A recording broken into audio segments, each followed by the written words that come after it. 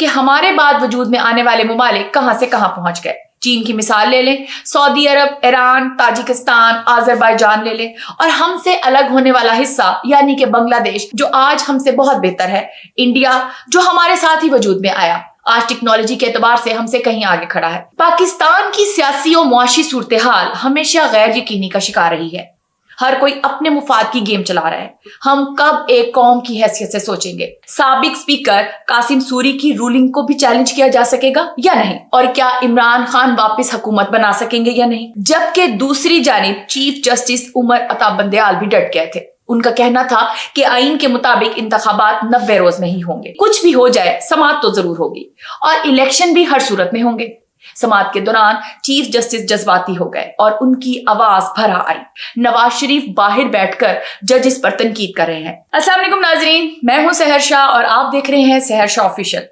ناظرین، پاکستان کو بنے ہوئے پورے 75 سال ہو گئے ہیں۔ عموماً اتنی عمر کا انسان انتہائی سنجیدہ، دور اندیش اور بردبار ہو جاتا ہے۔ ہمارے سیاستدان جو خود بھی کم و بیش 60-70 کے قریب ہیں، انہوں نے اپنی پوری زندگی اس سیاست کو دے دی، لیکن ابھی تک ہمارے سیاستدان ملک کے لیے سنجیدہ نہیں ہو پائے۔ ابھی تک ملکی حالات ویسے ہی ہیں جب وہ بنا تھا اور عوام کے حالات بھی ویسے ہی ہیں۔ پاکستان بالکل اس نو عمر لڑکے کی طرح ہے جسے عام زبان میں کھلنڈرا کہتے ہیں، کیونکہ اس عمر میں انسان کو فیصلہ کرنے کی اتنی سمجھ بوجھ نہیں ہوتی۔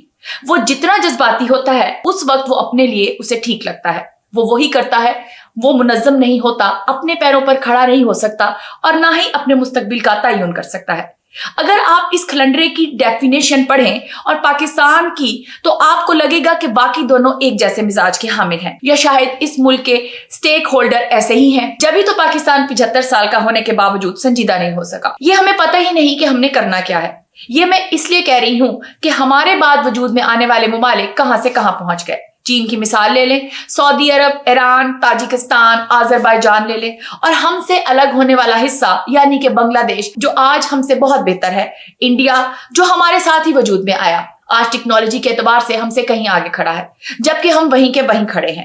اقتدار کی غلام گردشوں نے پاکستان کو کہیں کا نہیں چھوڑا۔ پاکستان کی سیاسی و معاشی صورتحال ہمیشہ غیر یقینی کا شکار رہی ہے۔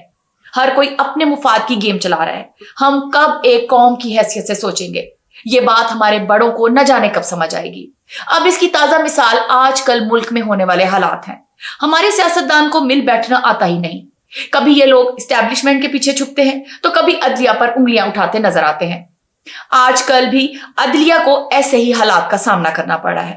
آئین کو بنانے والے ہی آئین کو بگاڑ رہے ہیں۔ الیکشن کے معاملے پر سپریم کورٹ کے ججز کو نکیل ڈالنے اور اثر انداز ہونے کے لیے نیا بل پیش کیا گیا تھا، جسے منظور بھی کر لیا گیا تھا۔ معذرت کے ساتھ میں نکیل کا لفظ اس لیے استعمال کر رہی ہوں کہ عملاً ایسا ہی ہو رہا ہے۔ عدلیہ کے اندرونی معاملات میں مداخلت کی جا رہی ہے۔ بل کے ذریعے چیف جسٹس کا از خود نوٹس کا اختیار مشروط کر دیا گیا تھا، یعنی کوئی بھی سوموٹو لینے کے لیے سپریم کورٹ کے 3 سینئر ججز کی مشاورت اور رضامندی ضروری تھی۔ اس بل کا دوسرا نقطہ پہلے سے لیے گئے از خود نوٹس کے فیصلوں کے حوالے سے تھا۔ ان فیصلوں کے ذریعے متاثرہ شخص کے پاس 1 ماہ کے اندر اندر نظر ثانی کا حق چلا گیا تھا۔ آسان لفظوں میں نواز شریف اپنی نااہلی سپریم کورٹ میں چیلنج کر سکیں گے۔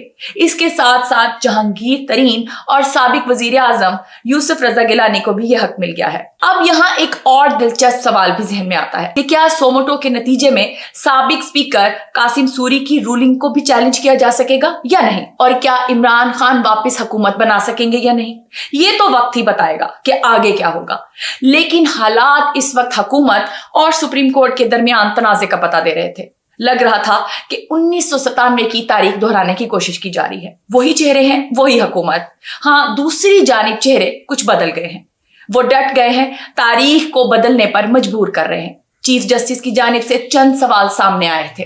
جی جناب، انتخابات ملتوی کیوں کیے گئے؟ الیکشن کمیشن نے کس قانون کے تحت انتخابات کی تاریخ دی؟ یہی وہ سادہ سے سوال ہیں جن کا جواب حکومت نہیں دینا چاہتی تھی اور نہ ہی الیکشن کمیشن، لیکن حکومت وہ سب کچھ کر رہی تھی جس کے ذریعے وہ الیکشن ملتوی کرا سکے، اور یہ دوبارہ کب ہوں گے ان کا بھی کچھ پتہ نہیں چل رہا تھا۔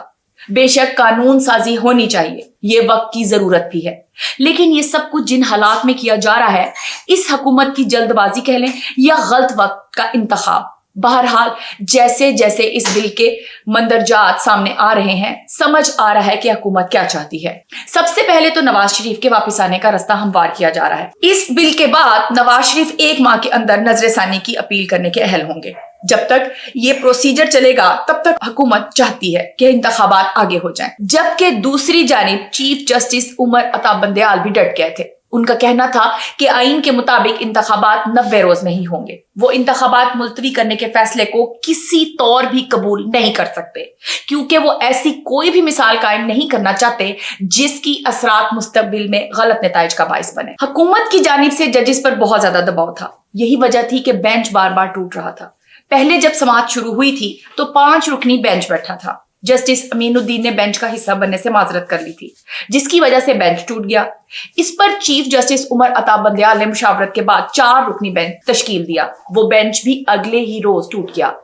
जस्टिस जमाल मंदोखेल ने एतराज उठाते हुए माजरत कर ली कि उनसे मुशावरत नहीं की गई। वो खुद को इसमें मिसफिट समझते हैं और यूं बेंच एक बार फिर टूट गया।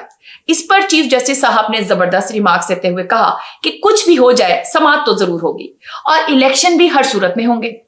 बस ये तय करना है कि इलेक्शन की तारीख देने का इख्तियार किसके पास है। चीफ जस्टिस साहब ने 3 रुकनी खसूसी बेंच तश्कील दिया था, जिस पर खुद जजेस को भी तहफ्फुजात हासिल थे। खैर, समाअत शुरू हुई तो अटॉर्नी जनरल ने फुल कोर्ट बनाने की अपील कर दी, जिसे चीफ जस्टिस ने मुस्तरद कर दिया था। इसकी जरूरत ही नहीं थी। चीफ जस्टिस ने इस मामले पर समाअत की और दोनों जानिब के दलाइल भी सुने गए, जिसके बाद समाअत पीर तक के लिए मुलतवी कर दी गई। समाअत के दौरान चीफ जस्टिस जज्बाती हो गए और उनकी आवाज भरा आई और इस बात से अंदाजा लगाया जा सकता है कि उन पर कितना दबाव होगा।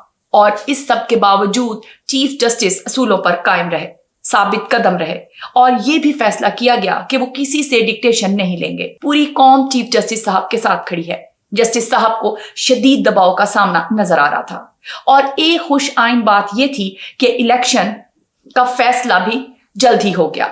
जैसे जैसे ये मामला अपने मंतकी अंजाम की तरफ बढ़ रहा था, उसके साथ साथ हुकूमत की जानिब से हमलों की शिद्दत में भी इजाफा हो रहा है। दिन भर हुकूमती अरकान प्रेस कॉन्फ्रेंस करते हुए नजर आ रहे थे। वफाकी वजीर इत्तलात मरियम औरंगजेब ने भी प्रेस कॉन्फ्रेंस की, जबकि नवाज शरीफ ने लंदन से प्रेस कॉन्फ्रेंस की, जिसमें उन्होंने अपने शदीद तहफ्फुजात का इजहार किया और फुल कोर्ट बेंच बैठने का मुतालबा भी किया और कहा कि अगर फुल कोर्ट बेंच ना बना तो वो फैसला कबूल नहीं करेंगे। नवाज शरीफ बाहर बैठकर जजेस पर तनकीद कर रहे हैं। हुकूमती वुज़रा मुल्क के और हुकूमत के तर्जुमान की बजाय अपनी पार्टियों के तर्जुमान बने हुए हैं। लेकिन सियासी गर्मा गर्मी के इस माहौल में तहरीके इंसाफ मुस्बित रोल अदा करते हुए नजर आ रही है। हैरत अंगेज तौर पर इमरान खान और उनकी पार्टी की जानिब से किसी किस्म का गुस्सा या रद्द अमल नजर नहीं आ रहा। इनका कहना था कि इन्हें इस बात से कोई फर्क नहीं पड़ता कि बेंच 3 रुकनी हो या फुल कोर्ट हो। आइन के मुताबिक इलेक्शन सिर्फ 90 दिनों में होने चाहिए। इसके साथ साथ तहरीक इंसाफ ने चीफ जस्टिस के कहने पर यह यकीन दहानी भी करवाई कि फैसला आने के बाद किसी किस्म का मुल्क में इंतशार नहीं फैलाएंगे।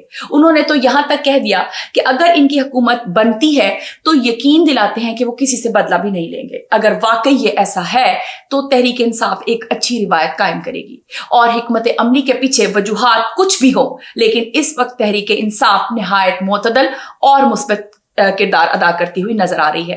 अब आगे क्या हालात बनते हैं? सियासी रसाकशी और मन चाहे फैसलों की ख्वाहिश मुल्क को नाकाबिले तलाफी नुकसान पहुंचा रहे हैं। अल्लाह हमारे मुल्क के हक में बेहतर करे, आमीन। इसके साथ ही मुझे दीजिए इजाजत। अल्लाह हाफिज।